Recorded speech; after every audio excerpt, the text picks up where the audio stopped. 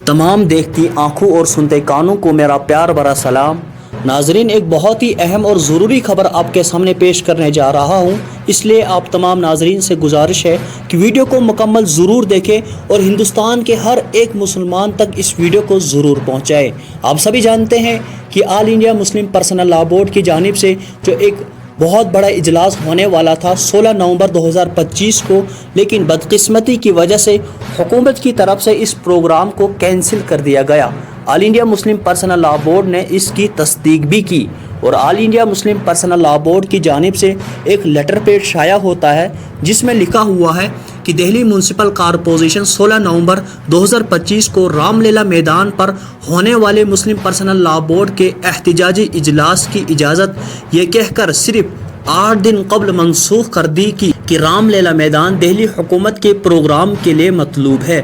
مسلم Personal Law board Delhi حکومت اور municipal corporation کے اس غیر ذمہ دارانہ حرکت پر اپنی برہمی کا اظہار کرتے ہوئے اس کی سخت الفاظ میں مذمت کرتا ہے۔ All India Muslim Personal Law Board کے ترجمان سید قاسم رسول الیاس نے ایک پریس بیان میں کہا کہ جب میونسپل کارپوریشن اس اجلاس کے انعقاد کے لیے 3 ماہ قبل اجازت دے چکی تھی،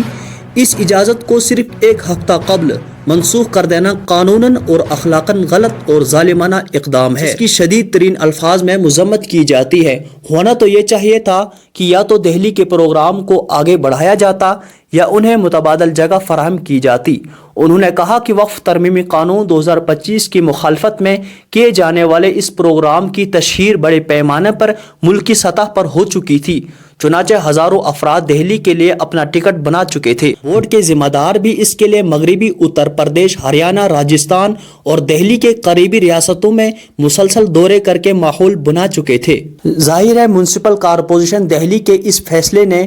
ان سب لوگوں کو نہ صرف مایوس کیا بلکہ ہوائی جہاز اور ٹرینوں کے ٹکٹ کی منسوخی کی وجہ سے انہیں خاصا مالی نقصان بھی اٹھانا پڑا۔ اسی طرح مغربی اتر پردیش اور ہریانہ سے جو بسیں بک کی جا چکی تھی اس کا نقصان بھی ان علاقوں کے مسلمانوں کے حصے میں گیا۔ ڈاکٹر سید قاسم رسول الیاس نے حکومت کے غلط فیصلوں پر تنقید کی اور کہا کہ احتجاج ہمارا بنیادی اور دستوری حق ہے۔ بورڈ نے فیصلہ کیا کہ وہ حکومت کے اس طرح کے بزدلانہ اقدام کے سامنے جھکیں گے نہیں اور ملتوی شدہ پروگرام کو رمضان المبارک کے بعد پھر سے منعقد کیا جائے گا، اور ہمیں امید ہے کہ حکومت کی طرف سے اور کوئی رکاوٹ کھڑی نہیں کی جائے گی۔ دوستو، اس خبر کے حوالے سے آپ کا کیا کچھ کہنا ہے کمنٹ میں ضرور بتائیں۔